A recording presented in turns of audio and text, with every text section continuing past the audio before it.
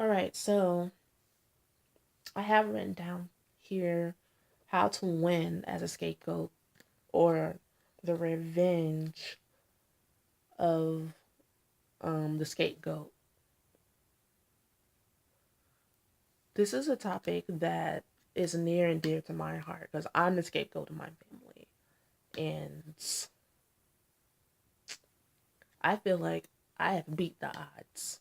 I feel like I've escaped. I feel like it is a ongoing recovering journey. I let my family back in my life from time to time, my brothers and sisters, not my mom. And it's just sparingly.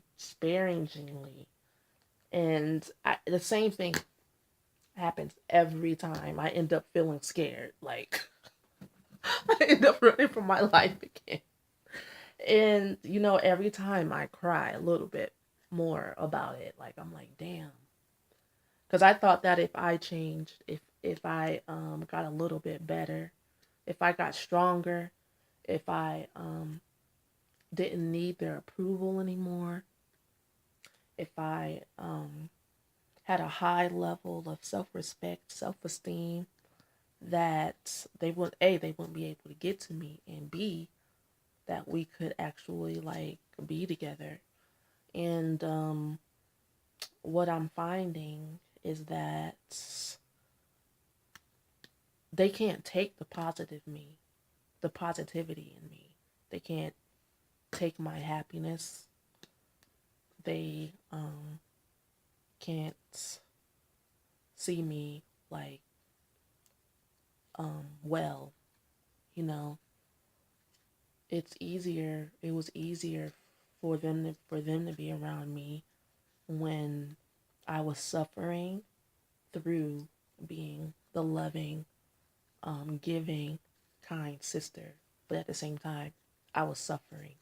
Like, I was nice. I'm still the same giving, loving, kind person, but now I don't mind winning, and I have strength, and I'm not in a puddle of tears all the time, and I have a healthier self-image of myself, and I think that's what they can't take. They can't be around me and see my healthy self-image. Like, they would legit have to go to other lengths to tear me down. And it kind of gets started. They rev it up a little bit. Like, they twist my intentions. They starts off by twisting my intentions. Like, I am very super caring and motherly, and they take that as like, Asia always wants to talk about deep stuff all the time because I listen and respond to them when they talk to me about their mother, because I don't talk to her. So the person that they know they can talk to, that who they can get understanding from, is me. So they, yeah, like, mom did this, she did that, she did this, she did that. And as soon as I respond and be like, I understand, I've been there, then it's Asia always wants to talk about da da da da da. And I'm like, that's petty. But then it gets to be like a reputation, like in narcissistic family systems, it starts to be like who you are. That's what you do. That's you get labeled, and that is just not my bag. That is not the bag I'm trying to go back into. It's not my ministry. I don't want to have to argue and fight with people about my self-image ever again. I mean, not people who I'm like interacting with on a daily basis. And the tricky thing is that I completely and totally in love with them. They're scrumptious to me. I help raise them, but they're infected and affected. And the side effects are is that unless I want to live my life in that system eternally, I can't do it, bruh. I can't do it. I ain't gonna be able to do it, bruh. And so then I back off, and it hurts. It hurts to sit here and be like, really don't have no family. You know, for those of you in the midst of healing, I will say that each step of the way, the revenge of the scapegoat is that what people cannot take away from you ever is every cell of your body is intelligent. Every cell of your body is listening to you and your thoughts. Every cell on the outside of you is has the ability to expand far and wide. You know, people ask me, two people have asked me recently, like, how do you do tarot readings and you're not in person with people? Energy is omnipresent. I'm everywhere. You're everywhere. We're connected. We're connected. Do you guys understand that? We're connected. You are always connected. And so the thing that narcissists try to make you believe is that your connection with them means if you're not connected with them, then you're nothing. It's like a high school mean girls brats game, board game that you're playing with them. It's like, ha ha ha, I'm cool. You want to hang out with me? Yeah, I want to hang out with you. You're my mom. You're not cool.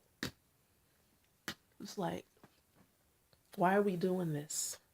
I want to hang out with you because I want to bond with you because I have a cycle, symbiotic, embryoic, sacred connection with you. Not because you're one of the cool kids. Duh, they turn and twist everything. And it's crazy making. The revenge of the scapegoat is that you always can go within yourself, even if you're still living with them. Up your spiritual practice. I know you have to hide it. You might have to hide for a bit. Meditate 3 times a day. Find out who your guardian angels are. I'm going to do a video about the 72 angels. I was attracted to this deck, you know. I grew up in church, off and on in my life, and I never got into angels and stuff. And then when I started going through my healing process, and I ran into like the New Age community, because I don't consider myself New Age or whatnot. Call me what you want, but I'm not anything. I'm here. I'm human, and I'm connected to the all, to oneness, and I am healing. I am the healing. We are all healing. We're the healing. The healing is within us because we have the intelligence within us. And so that's what I am, like, alive. I exist. And so yeah. And I'm learning about the angels, you know, because I honestly thought it was like new age white people stuff. I'm not gonna lie. I was like, I thought the same thing about crystals and stuff. Like after I got finished getting brainwashed at church about stuff, I just didn't tote around a bag of crystals and like talk about my Merkaba and my third eye. I was like, I have to do the research first. I just don't say stuff just to say stuff and be down just to be down. Yeah, I vibe with the community and the healing and the where I'm going, this type of thing, but I felt like a lot of times people didn't know what they was talking about, and I know I didn't, so I just didn't. I didn't kick it like that. But anyway, I've been reading the booklet that comes with it. There's also a bigger book, and I'm going to get that. I need more moolah. I need money in general, Jesus. But and that's the angel I'm gonna be working with to help me clear out some energies for new beginnings and new creation and revitalization, and it's something I need, something to set me free, to comfort me. That I have that angel in my hand right now. I'll be talking about it maybe in the next video I make. But yeah, anyway, I offer readings from this deck. It's 72 cards, and it's an opportunity to know who your guardian angels are, or you can just buy the deck yourself. Yeah. What was I saying that for?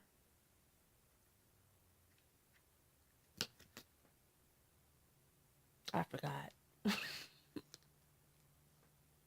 And no, I don't smoke. I just legit forgot though. Damn it. I wish I could rewind because I'm sure I had a point. Spiritual practice. Scapegoat. Up your spiritual practice. Because honestly, you need to anyway. Because you weren't cared for, you have to learn how to care for yourself. And it's a harder um, path. You know, it's smoother when you actually have a mom to mirror you and how to love you, how to take care of you, learn how to love yourself through your mom. And so when you're scapegoated, you you're great. You're the greatest person in your family, you know, because a scapegoat usually is the best person, like as far as having integrity and dignity and self-respect. You held on to yourself against all odds. You held on. You held on for dear life to your true self. So now, what you need to do is have nature, the mother nature, mirror back to you who you really are by spending time with trees and in the forest and journaling and drawing and writing and reading people's blogs that have had that experience. I have another blog. I don't advertise it because it was like I wrote it during my Saturn return and I didn't have nobody to talk to. So I just wrote. And that's been the theme throughout my life. Like when I was growing up, I would just write. I wrote poetry, I wrote songs, I wrote stories, and the muse was my mother. I have Neptune in the fourth house, and I talk about that in my Neptune in the fourth house video. The muse is my mama, and she still is, and she guides me. And follow your intuition, and learn to trust yourself, and you'll make it. You will. You'll make it. You know. So the revenge of the scapegoat is that what people can't take away from you is that you can always go within. Even if you're locked up in jail, you can always go within yourself and gain your own personal power, your own self-respect, and become empowered in that way. And that will translate to being empowered on the outside in the physical world. Trust me. And I always felt like when I started my journey, I was like, this is a hard thing that I'm trying to do, which is self-actualize after all this shit I went through. But I knew that I was going to do it against all odds. You just got to clench down and bite down for dear life and not let go of your healing process. And you'll make it. I can do it. Anybody can. Peace.